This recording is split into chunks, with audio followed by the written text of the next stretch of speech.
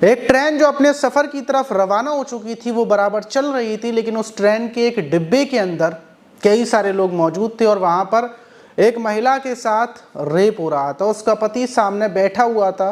पति की आंखों के सामने उस महिला के साथ लोग रेप कर रहे थे। एक एक कर कर 8 दरिंदे उस महिला के साथ रेप करते हैं। और हैरान करने वाली बात यह कि जिस डिब्बे के अंदर रेप हो रहा था वो वहां पर सिर्फ 8 लोग नहीं थे, बल्कि वहां पर ढेर सारे लोग मौजूद थे। 40-50 लोग मौजूद थे, लेकिन उनकी आंखों के सामने उस महिला से रेप होता है। एक एक कर कर वो 8 दरिंदे रेप करते हैं। और जो पति था वो उन सारे लोगों से भीख मांग रहा था कि आप लोग मेरी पत्नी को बचा लीजिए, इसके साथ ये दरिंदे हैवान रेप कर रहे हैं। लेकिन वहां जिसका जैसा मन होता वो उस महिला के साथ रेप करता है। लेकिन आखिर किसी ने बचाया क्यों नहीं, और ये घटना कहाँ की है, और इतनी हैरान करने वाली घटना आखिर कैसे हो सकती है? क्योंकि अभी तक हमने सिर्फ यही घटनाएं देखी थी कि अगर एक्सीडेंट हो जाता है, कहीं पर कोई घायल पड़ होता है तो सारे लोग वीडियोस बनाते हैं, कोई उसकी मदद के लिए आगे नहीं बढ़ता। लेकिन आज हम आपको ऐसी घटना बता रहे हैं कि ट्रेन के डिब्बे में रेप हो रहा था। वहां पर भीड़ सारी मौजूद थी, सारे लोग अपनी अपनी सीटों पर थे, लेकिन एक की पत्नी के साथ, एक शख्स की पत्नी के साथ रेप हो रहा था।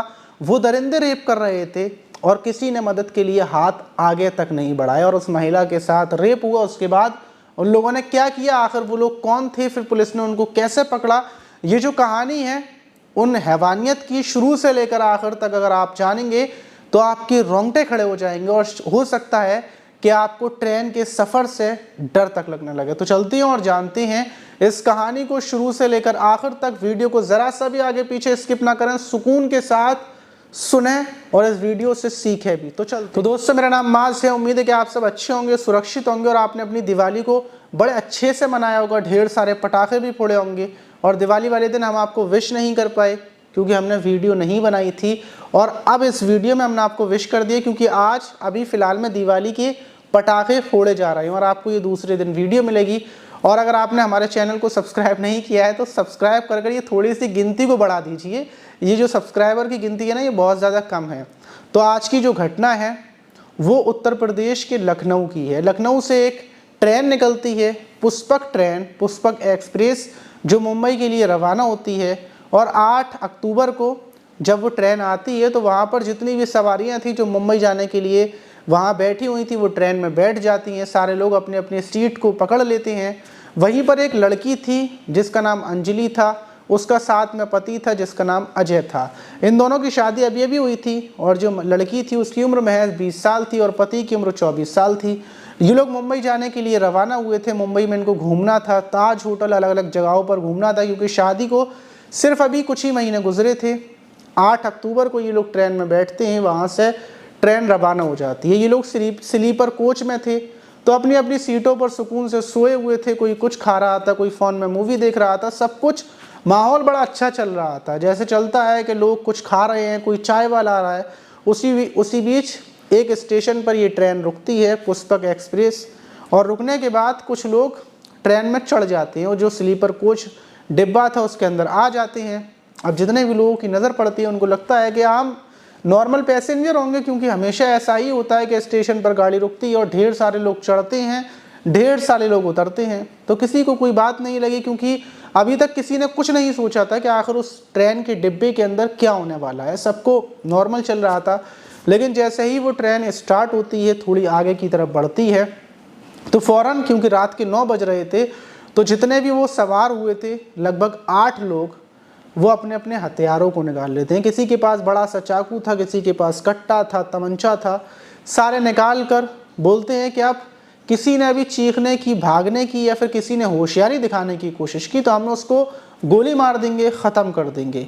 ट्रेन के डिब्बे के अंदर खलबली सी मच जाती है, सारे लोग शांत हो जाते हैं। अब हर किसी को अपनी जान की परवाह होती है तो कौन विरोध करे। हर किसी को लगता है कि हमारा पड़ोसी विरोध करेगा, दूसरा इंसान विरोध करेगा, और इसी वजह से सारे लोग शांत हो जाते हैं। हर किसी के साथ ऐसा होता है। तो उस डिब्बे के अंदर लगभग होंगे 30 से 35 लोग, लेकिन उसमें कोई बोलता नहीं है। सारे लोग बिल्कुल चुपचाप।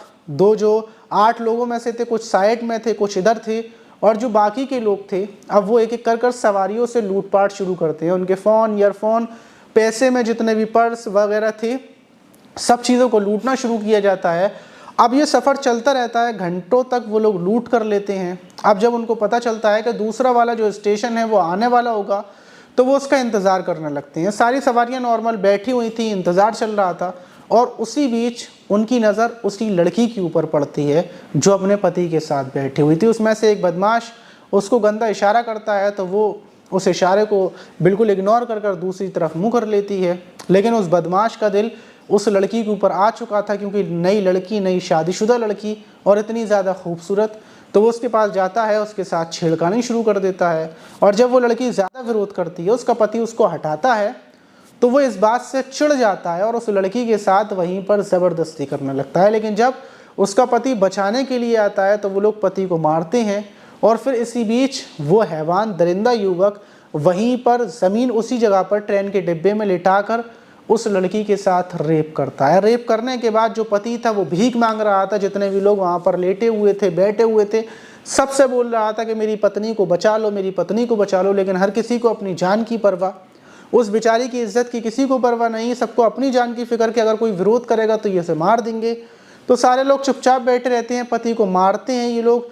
जो तमंचों की बेटियां होती हैं उससे उसके सर पर वार करते हैं। पति वहीं पर घायल होकर गिर जाता है। पति करे तो करे क्या। दूसरी तरफ उसकी पत्नी तड़प रही थी, भीख मांग रही थी।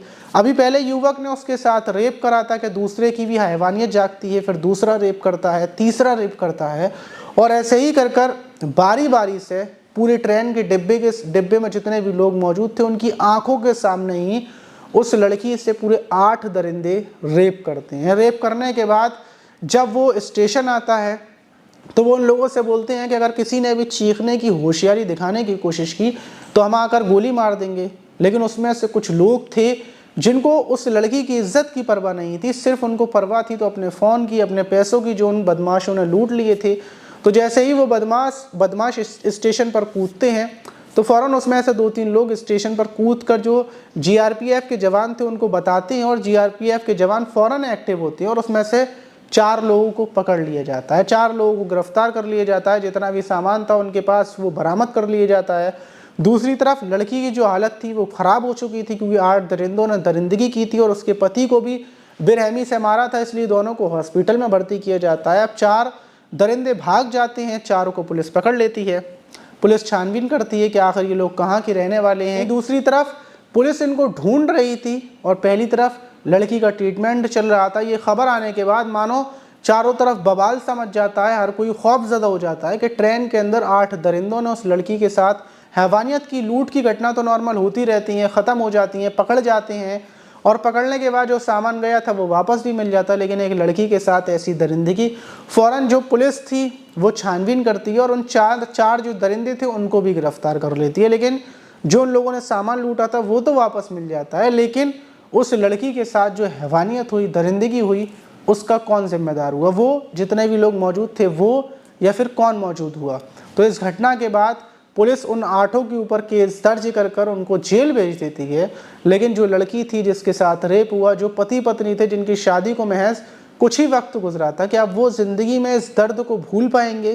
कि वो लड़की अपनी ज़िंदगी को दोबारा से वैसे ही शुरू कर पाएगी जैसी ज़िंदगी उसकी पहले थी? जैसे वो खुशहाल तरीके से सफ़र कर रही थी, कि वो दोबारा उस ट्रेन में या किसी भी ट्रेन में सफ़र कर पाएगी?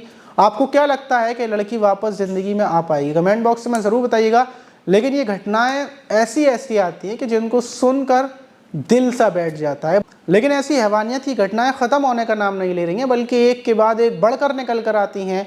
कल कोई छोटा कांड होता है तो उसके बाद दूसरा कोई बड़ा कांड होता है। लेकिन बड़ा सवाल, क्या आखिर ये घटनाएं ख़त्म कैसे होंगी? इन दरिंदों को आखिर क्या सज़ा मिलनी चाहिए कि जो सज़ा है वो काफ़ी है, या फिर इनको बीच चौराहे पर ऐसी सज़ा मिलनी चाहिए कि कोई दूसरा ऐसी घटना को करने से पहले उसके हाथ पैर कांपे अपनी सज़ा को सुनकर, सज़ा को सोचकर ही? आप इस घटना पर क्या बोलेंगे कमेंट बॉक्स में ज़रूर बताइएगा। और अभी जाकर अपना नाम कमेंट्स बॉक्स में ज़रूर लिख दें, क्योंकि अगली वीडियो में हम सारे लोगों के नाम लेने वाले हैं। जितने भी लोगों ने कमेंट किए हैं उनके सब लोगों के जवाब दिए जाएंगे। तो मिलते हैं किसी और वीडियो में, जब तक के लिए अपना ख्याल रखें और ठीक ठाक से पटाखे फोड़ना है, पटाखे सही से जलाने हैं।